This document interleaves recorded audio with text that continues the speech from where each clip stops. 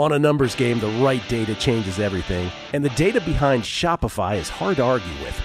Millions of businesses worldwide run on it, including our own VSiN store. When we launched, Shopify's templates and AI tools got us live fast. Professional looking from day one. No tech background needed. Shopify checkout converts more customers and makes it easy for returning fans to come back and buy again in a single click. Shopify's built-in AI assistant Sidekick is there whenever you need help, building, troubleshooting, or just figuring out your next move. Check out what we built at vsin.com/store. Then go build something of your own. All you need is the idea. Shopify handles the rest. Start your free trial at shopify.com/vsin. That's shopify.com/vsin. Shopify.com/vsin.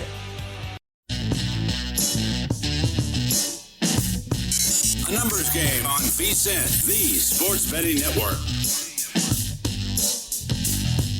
Back on a numbers game, Justin Sweetelson in for Gil Alexander all week long. He is Kelly Bidlin, always hanging out here at the Circus Sportsbook in downtown Las Vegas. Appreciate you being with us today. Sirius XM Channel 158, YouTube TV, the VSiN Watch app, and radio affiliates across the United States of God Bless America.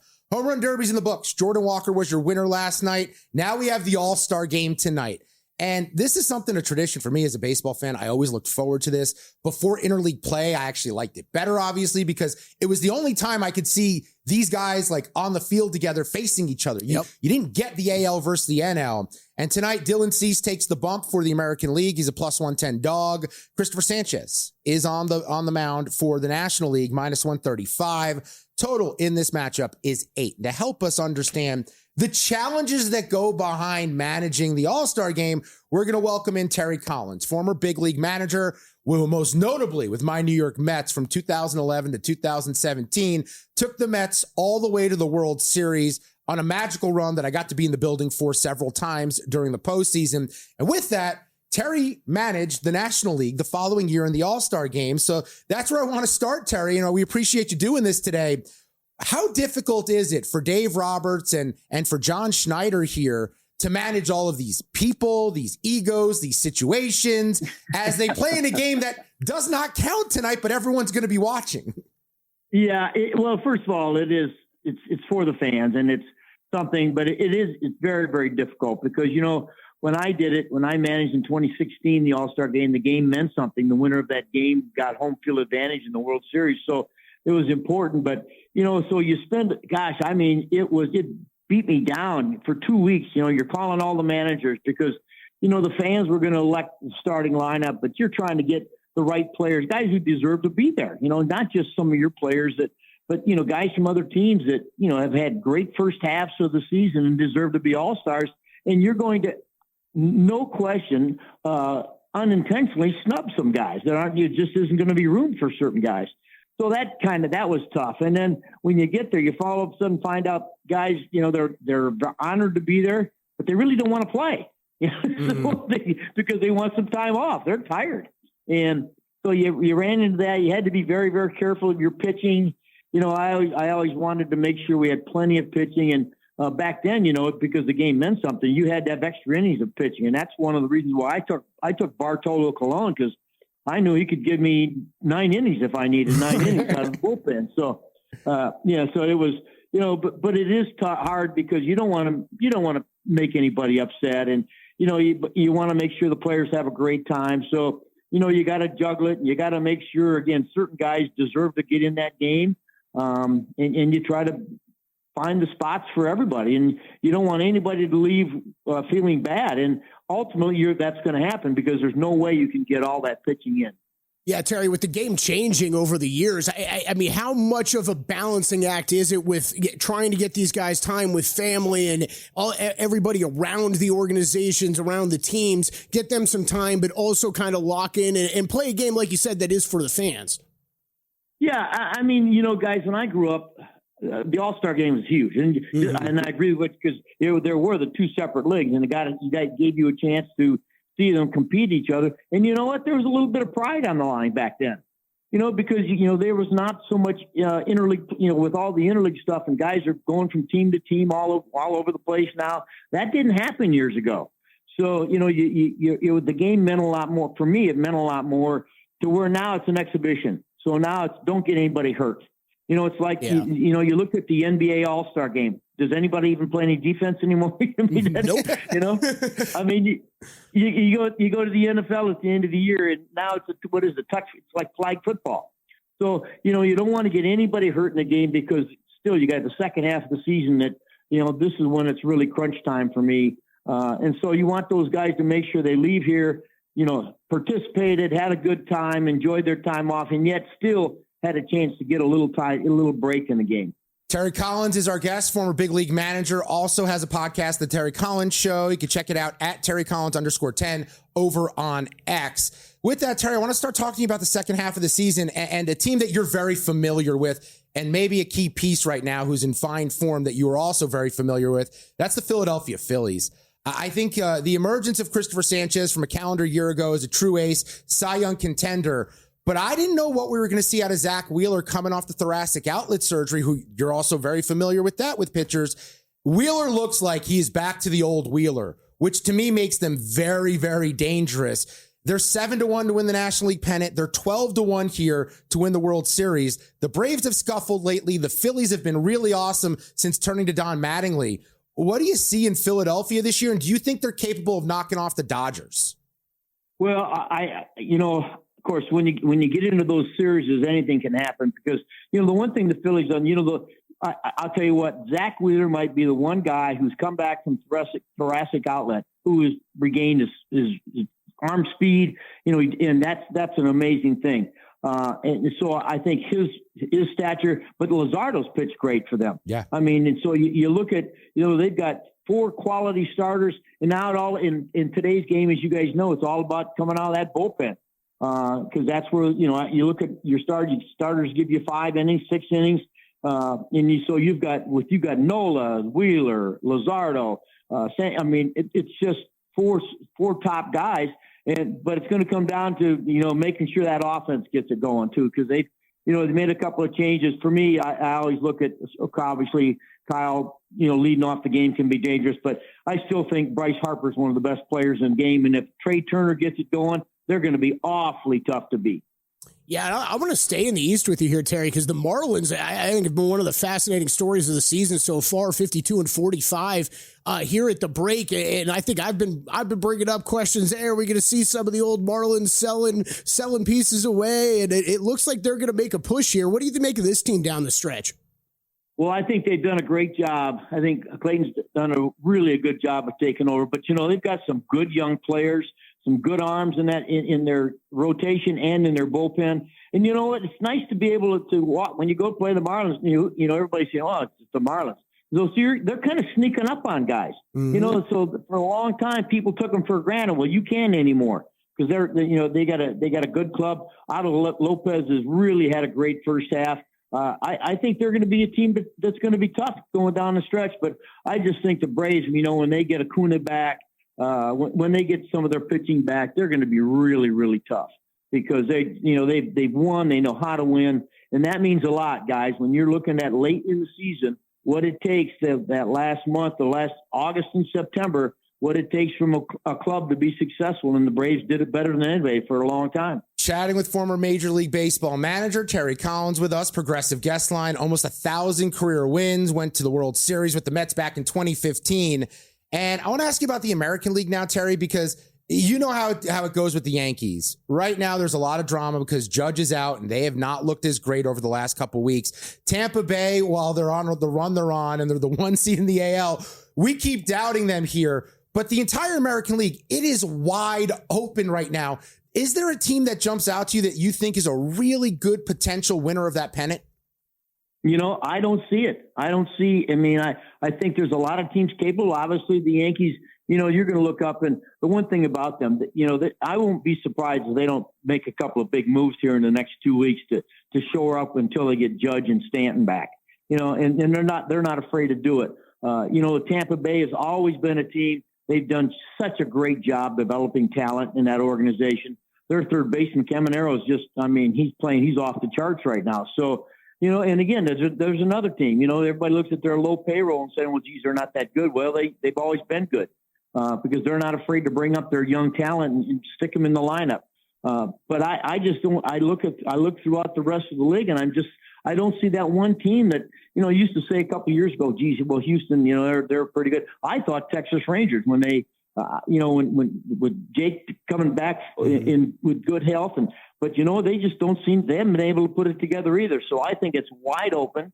I don't tip my hat to anybody in that either any of those divisions over there that you say, hey, this team's going to play in the World Series.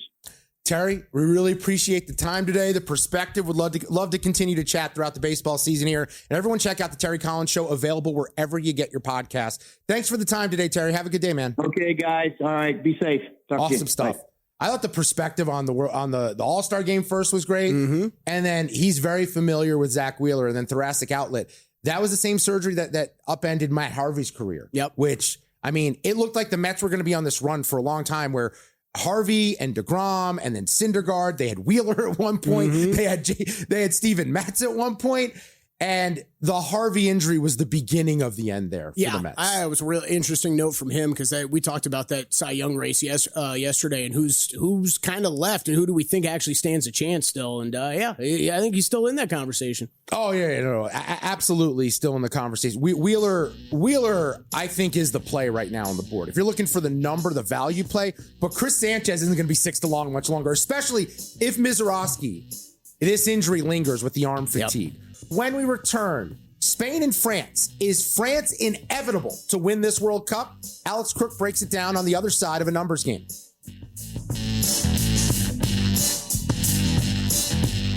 You're here because you want an edge. That's what separates listeners from winners. But let's be real, mindset alone doesn't get bets home. Pros win because they've got the tools, the data, and the discipline. And now so can you. VSiN Pro gives you access to the same real-time insights the sharps use. No secrets, no fluff, just actionable info that moves markets. Tap the link and see why serious bettors are turning knowledge into profit with VSiN Pro.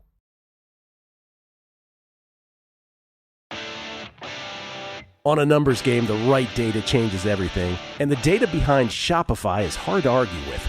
Millions of businesses worldwide run on it, including our own VSiN store. When we launched, Shopify's templates and AI tools got us live fast. Professional looking from day one. No tech background needed. Shopify checkout converts more customers and makes it easy for returning fans to come back and buy again in a single click. Shopify's built-in AI assistant Sidekick is there whenever you need help, building, troubleshooting, or just figuring out your next move. Check out what we built at vsin.com/store. Then go build something of your own. All you need is the idea. Shopify handles the rest. Start your free trial at shopify.com/vsin. That's shopify.com/vsin. Shopify.com/vsin.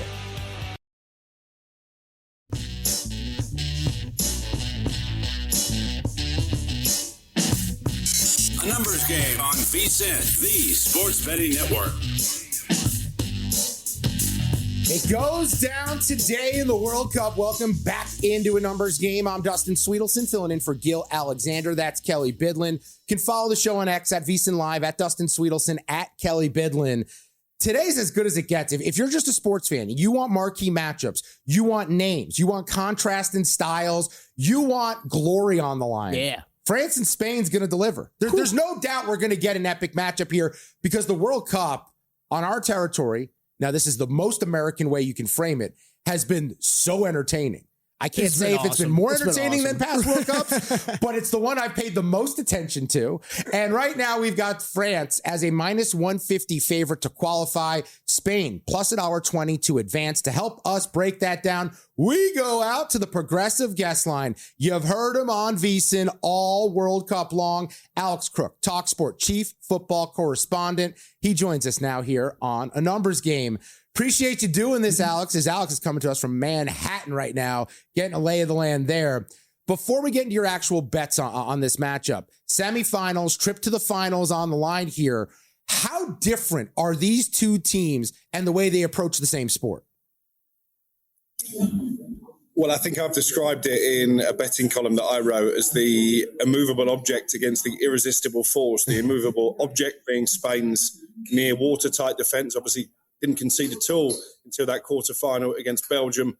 And the irresistible force, very much France, and that formidable attack. Kylian Mbappe, Bradley Barcola, Michael Olise, I think, has had a brilliant tournament. Dembele, Doué, the names just roll off the tongue. So a real contrast of styles. I think Spain will try and dominate possession, but France have got so many weapons to hit them when they do have the ball that I still only see one winner. France from my pick pre-tournament. I've seen nothing to make me desert them at this late stage.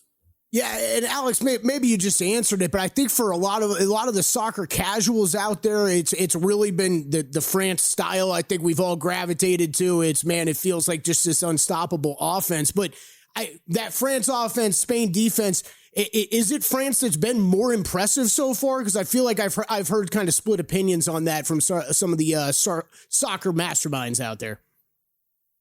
Yeah, the game against Paraguay was a bit more attritional than maybe would have expected. But apart from that, I think there have been some stellar France performances. Spain have just sort of quietly gone about their business. No one's really talked about them to this stage as potential winners. But obviously, if they were to come through this semi-final, they'd have a great chance in the final in New Jersey at the weekend. But yeah, France have been the standout team for me. It reminds me a little bit of Spain in the Euros 2 years ago, where actually we had some epic matches, as you said, but the quality of some of the historic bigger nations, the likes of Brazil, England, Portugal, the Netherlands, maybe even Argentina, who've been reliant on moments of good fortune, they're not quite as good as previous teams. And France are the one for me who have set the standard in this tournament. Yeah, France just feels kind of inevitable. I know you got a bunch of plays here. We'll get to them here in just a second.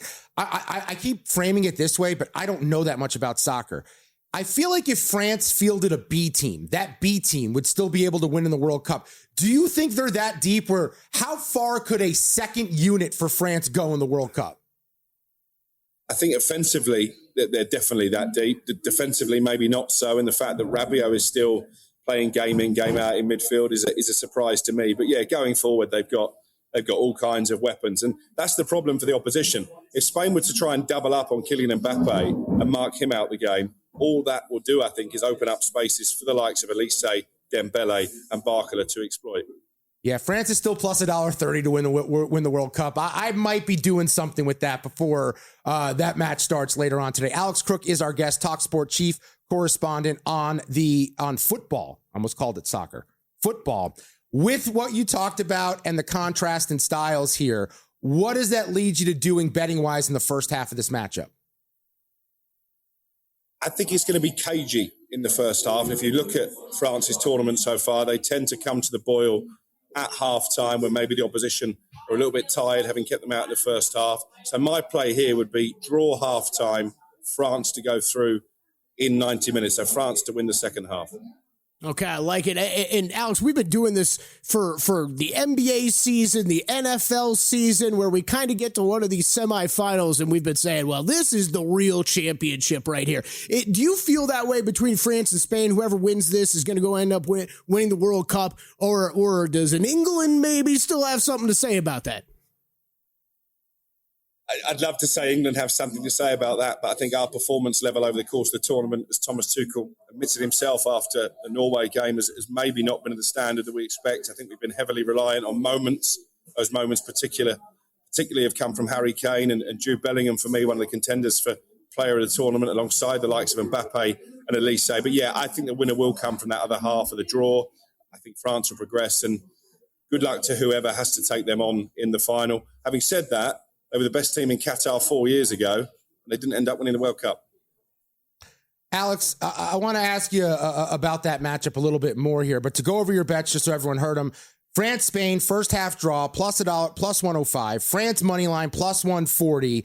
And then let's now go a little bit deeper into Argentina and England, because when I look at Argentina, I thought they looked gassed over the weekend. They looked like a tired group, but at the same point in time, they still have Messi. They still have goal scorers. And my concern for the English is that back end, the defense. And if they become leaky here, opportunities for Argentina to score could make things really difficult. What is the key to victory for Argentina? What's the key for England if either one advances here?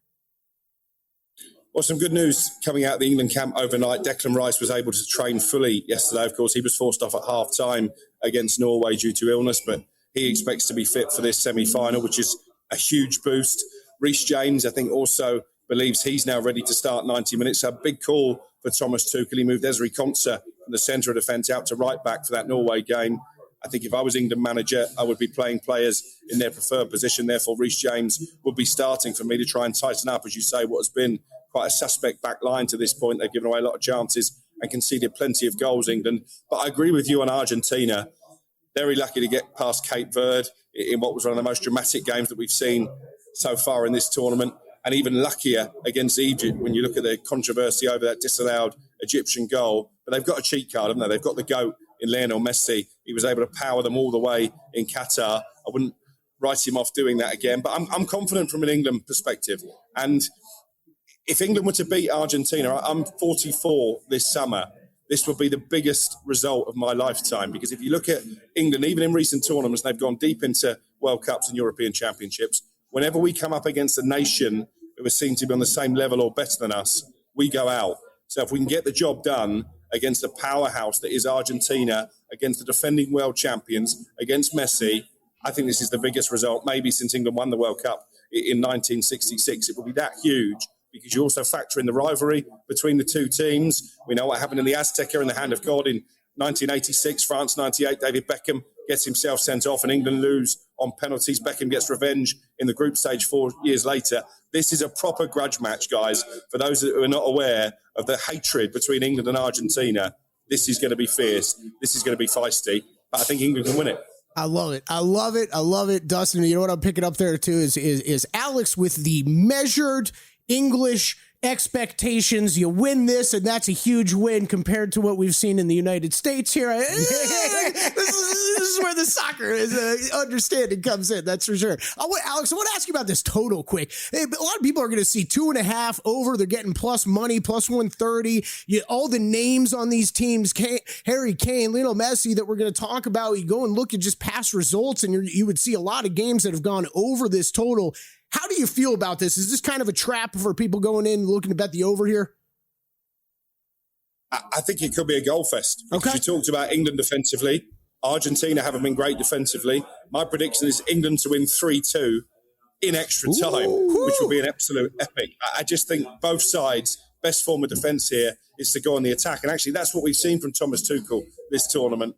His predecessor, Gareth Southgate, did a brilliant job to reach 2 European Championship finals, a World Cup semi-final, World Cup quarter-final. But the big complaint from England fans was that he was too pragmatic. I think Thomas Tuchel has decided England's best players are at the top end of the pitch, so let's go and win games by outscoring the opposition. I'm all for it. Real quickly before we let you go here, Alex, let's say Spain upsets France. Is it wide open in the final? Do you think England and Argentina, either one of them has a chance against Spain, or maybe just England against Spain?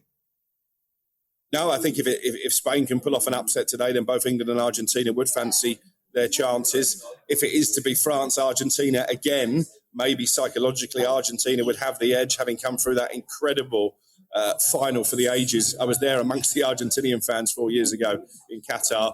Whatever happens this weekend, I'm not sure that game will ever be beaten. But yeah, if it is Spain in the final, I think that brings England and Argentina right into play in terms of being crowned world champions again. He's Alex Crook, TalkSport chief football correspondent on X at Alex_Crook. Hey, you've been killing it on VSiN. I've enjoyed your spots all World Cup. Keep it rolling and enjoy New York. I will. Cheers, guys. Have a good day. Thanks, Have a Alex. Good one.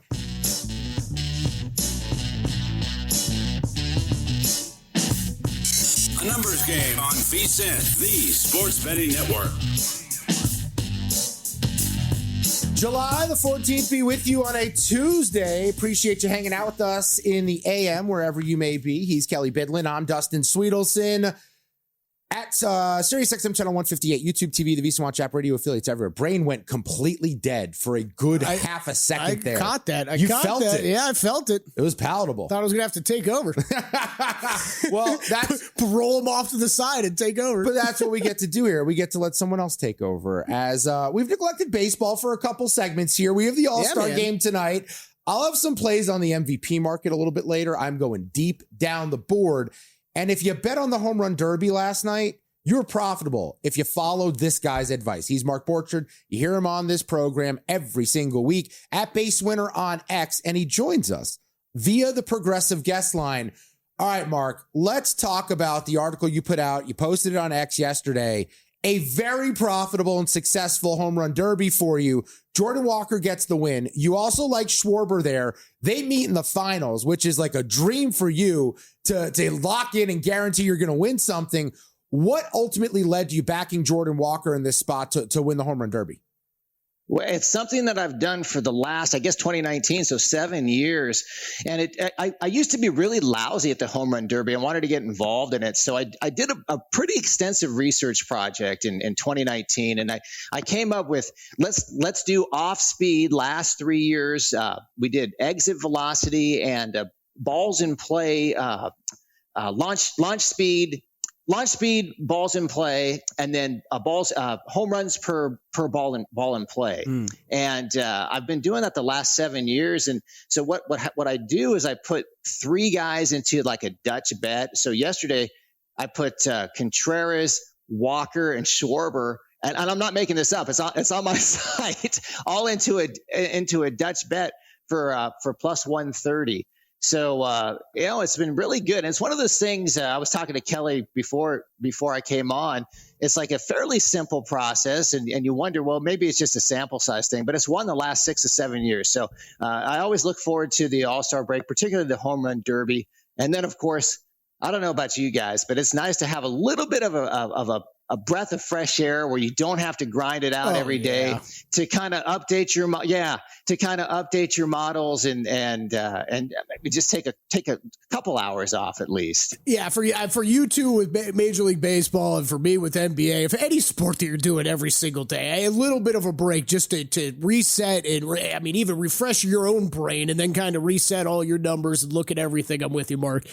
Break is good. All right, July most wins. We did not get to this yesterday, so I'll update this leaderboard. Gil Alexander somewhere in San Francisco or wherever, just having the time of his life right now. Is his 80-1 ticket on the Boston Red Sox is looking pretty good. 9-1. They lead the monthly record here, and then we got a bunch of teams with 7 wins. Updated odds at DraftKings: Red Sox plus 110, Rays 7-1, Brewers 10-1, Braves 12-1, Tigers 13-1, Guardians 13-1. I know you had some thoughts on kind of your Sims and what they're showing and where there might be some value on the board here. Yeah, for sure. Well, first of all, big shout out to Gil for getting ahead of it. How well did that season, at that age, right? Yeah. So he was all over that one. And one of the things I do is I've been working on this market. He kind of turned me on to the market a couple years ago, and I've been doing this and simulating the market. So I'm updating it every week, and you can kind of see how my July monthlies have evolved, and some of them have not been so good, particularly the Mets and the Dodgers. But I've been with these two teams from a bomb standpoint, the Twins and the Orioles, and they're still showing value in the market. Now, both of those teams 7-3.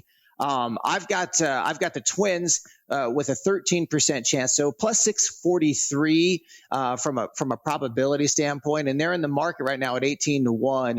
And then the Orioles I have them at 11.8%, so plus 747 on the money line, and they're 25-1. So, I hope one of these 3 teams win. I actually am really rooting for Gil. I think that he puts a lot of time and effort into that, and I enjoy it so much that I built some Monte Carlo simulations for the month, and it's been one of the funnest. But I don't know if you guys do the betting there. Dustin, do you do any monthly betting? It's a super fun market. I pick and choose. I'll maybe do 2 or 3 a year. I really have to like the options. My biggest problem with this, Mark, is I always go way deep down the board for the long shots. And when I do that, that's when something shorter hits. When I go shorter, the long shot winds up hitting.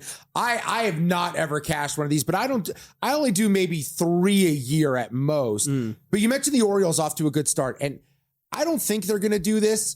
But I keep dreaming about a world where Baltimore's ownership in the second half, they're the team that tries to trade for Tarek Skubal or tries to get a legitimate frontline starter. Because I still believe in a wide open American League, there could be value deep down the board in terms of making the postseason. I think you're not as high on Boston continuing the run that they're on and making the playoffs, Mark. But what about someone else? Does anyone else jump out to you as maybe an undervalued playoff look? Well, Dustin, you brought up a really good point about the trade deadline and what teams are going to do. And unfortunately, I don't feel like I'm an expert enough to be able to model that, to be able to put it into a model. So what I do is I do the sims based on the team, the way they're composed right now. And so I think that maybe if I give out a couple plays, like people can inject their own opinion on what they're going to do at the trade deadline.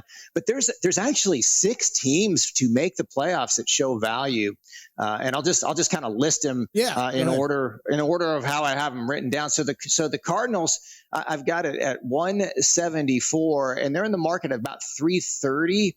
I'm looking at DraftKings to make the playoffs. So Cardinals are check that. Cardinals are plus 300. They've got a 36.5% chance, so it should be plus 174. Cubs, I have at minus 900, and they're priced at minus 525. That's a good one. I've got the Guardians at minus 213, and they're at minus 245. So that's not a good one. I shouldn't have had that one on the list, so I apologize for that. But the Astros, I have 56.4% time to get in the playoffs, minus 129. And they're plus 210. So that's one I like. Oh, and this one, can't forget the National. These two, Nationals and Marlins. Nationals should be plus 213, and they're plus 1,200. Marlins, I have it minus 122, and they're plus 200. So there's quite a few value plays. And again, that's based on just what the pure probabilities are with my rating. So, take that for what it's worth, and then kind of make your own injection there as far as like what you think is going to happen at the trade deadline, Dustin. Yeah, I love it. So that was Cubs, Marlins, Cardinals, Nationals at current price, and one more I'm missing, Mark.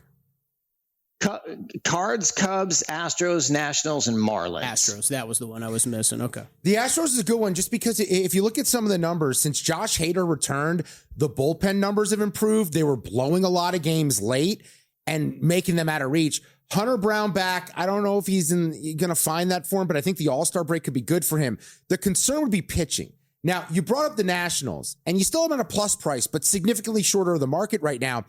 I went on Pod to the Futures with JVT and Mitch Moss, and that episode will be coming out, I believe, today.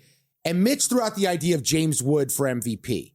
And I think if Washington makes the playoffs and there's an injury to Ohtani, that feels like the guy I'm thinking about here, Mark, is James Wood as an MVP candidate. We need a lot to happen with Ohtani. But how do you feel about what Washington's done with him hitting leadoff, 10 leadoff home runs this season? He's already cleared his total on the season of home runs in the year. Do you believe Wood has staying power as an MVP candidate? I certainly do, Dustin. That's a good point. It's very timely because I did first team offense, base winner first team offense today. Another post on my site.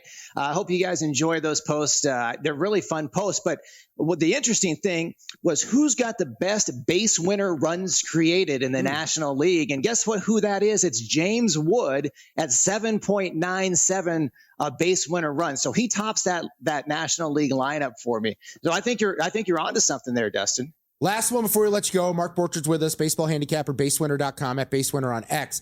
I think I'm going all in on the Phillies to win the NL, win the World Series, because Wheeler looks like old Wheeler. Do you think I'm crazy, or do you believe in the fighting Phils in the second half?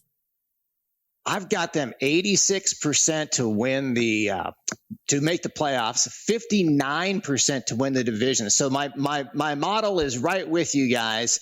And again, that's derived from the component ratings. So the component ratings are good, and you can look at that bullpen, and they've got some pieces there. They've been top 5 all year for me. And then of course the hitting's, got two guys in the home run derby yesterday, and they anchored that lineup as well as top to bottom. It's pretty good too, Dustin. He is Mark Borchard. Check him out, basewinner.com, at basewinner on X. Love chatting with you, my friend. We'll do it again in a couple weeks, I think, when I'm back in here. Yeah. Sounds good. My pleasure, guys. And great job on the handicap. Jordan Walker, home run derby. That was easy. Yeah, easy for Mark. When he started swinging and he looked so chill, it was casual home runs. It was like, all right, this is going to be an issue. Murakami certainly was an issue. Schwarber, I felt good about for a minute. And then Walker just devastated me. On a numbers game, the right data changes everything, and the data behind Shopify is hard to argue with. Millions of businesses worldwide run on it, including our own VEASAN store. When we launched, Shopify's templates and AI tools got us live fast, Professional looking from day one. No tech background needed. Shopify checkout converts more customers and makes it easy for returning fans to come back and buy again in a single click. Shopify's built-in AI assistant Sidekick is there whenever you need help, building, troubleshooting, or just figuring out your next move. Check out what we built at vsin.com/store. Then go build something of your own. All you need is the idea. Shopify handles the rest. Start your free trial at shopify.com/vsin. That's shopify.com/vsin.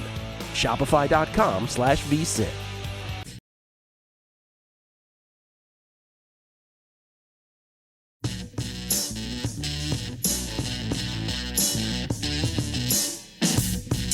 A numbers game on VSiN, the Sports Betting Network.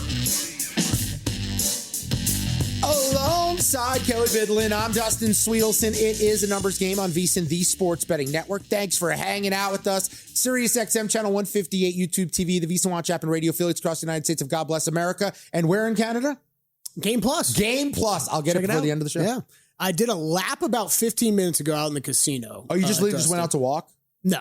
I went to the restroom, but did a lap around the casino. I thought you were just trying to project your healthy lifestyle onto me. No, not at all. Not at all. There is a line that is building at the stand here because people are eager to get in here and get their tables set for France and Spain coming up here in less than 3 hours. We have kickoff. I see there's a line building at the sportsbook.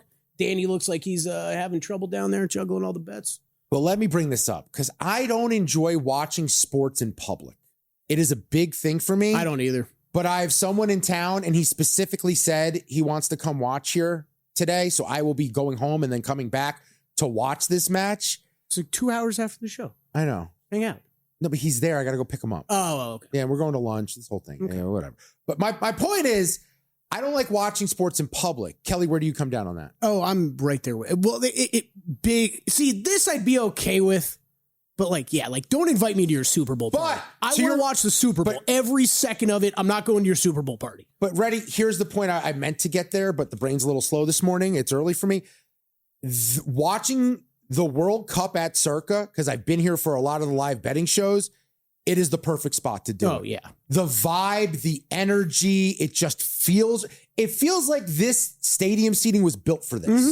It was. Let's ask our next guest. He's Paul Carr, True Media Sports, Expected Value is the podcast. At Paul Carr, you can find him on X.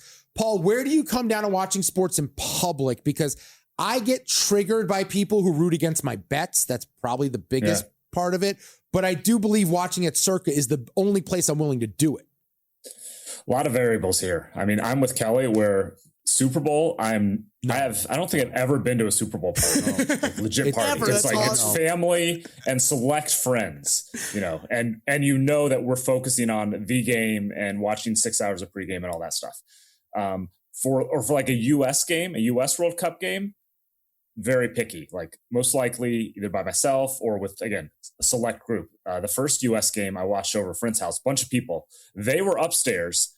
I was downstairs by myself facing. And then eventually, US is up 3-0. It's like, all right, I can be with people now. I can handle this. I would say if it's super important, I want to control the environment a lot more. If it's something I'm a little looser on or maybe less invested in, then I'm willing to have a bigger experience, and that's okay. But you have the rare situation where you would be watching soccer in public and you'd be around mostly Americans who probably don't normally watch soccer. Like, that would drive me insane, having to hear the ignorant. Like, at this point of the World Cup, what is the funniest rule suggestion you've heard from someone like me who's just watching soccer for the first time in 20 years? We're like, look, I got it. The sport's great, but here's how I would fix it.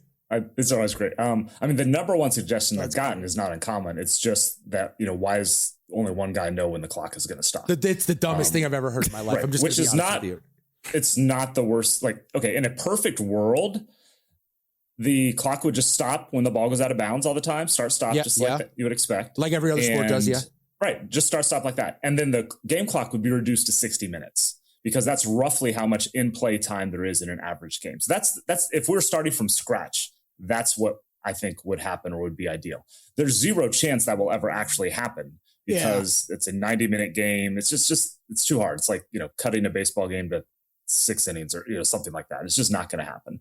So that's the number one thing I get. I'm trying to think of you get some who are, it's like different high school and college, subbing is a lot more liberal where you can go in and out. And so, someone said, why can't it just be like hockey where, line changes on the fly, which would be really funny.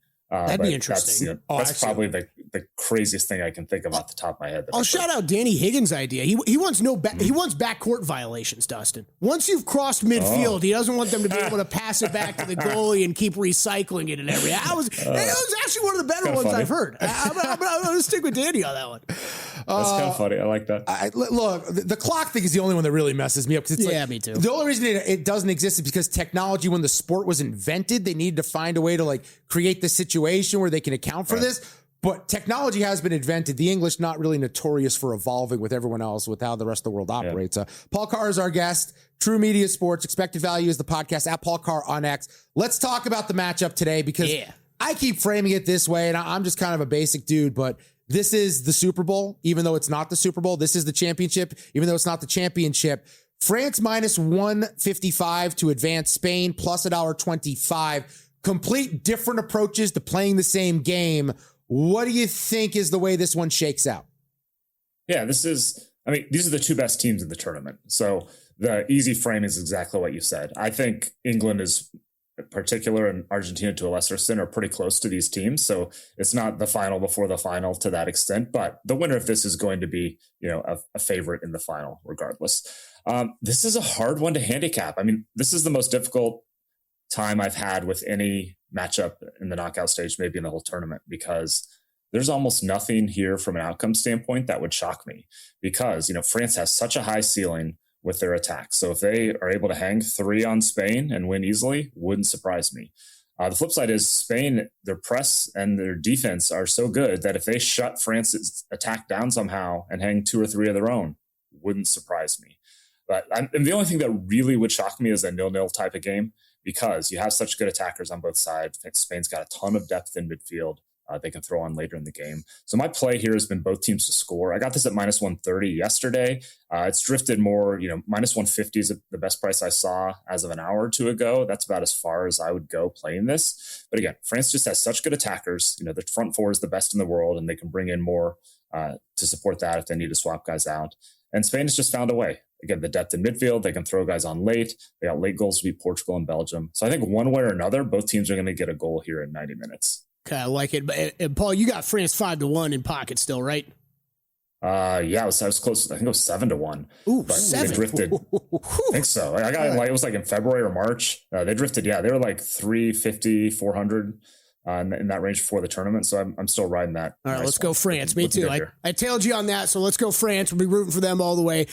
Jumping ahead to tomorrow, I'm very interested in this matchup. I think no shocker to me to see England favored to advance after the lead-in performances by these teams. This total's really jumping out to me, though. I think with all the high-class goal scorers on both sides, if you looked at just kind of results for these teams throughout the tournament, man, a plus 130 on the over feels generous. I'm going to start there with you, Paul. What do you think about this total in the game tomorrow?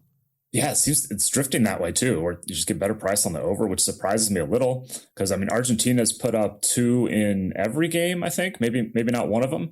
And England has shown the ability to hang multiple goals in most of their games as well. So that does seem like a nice price there. I like England on the whole. I just think they're not a huge step better than Argentina, but a step better. Argentina, you just look at who they played, in the knockout stage. It was Cape Verde and Egypt and Switzerland. So, Switzerland's borderline top 20 in the world. But Argentina hasn't done really well against either of them. And Switzerland was bossing that game in the second half until they got the red card. So I'm just not convinced that Argentina can control a game and generate scoring opportunities against a solid defense the way that England can. So I like England. I have them to win this one outright. The 90-minute win plus 165. The money's coming in Argentina, though, because this opened, England was minus 135, minus 140 to advance. And now it's I see it minus 116 out there this morning. So if you'd rather, be a little more conservative, I like that if you can find it. But I think England's just a half step, 3/4 of a step better than Argentina. And you anticipate with your future France in the final. So England, France, what's your just general early vibe on that one?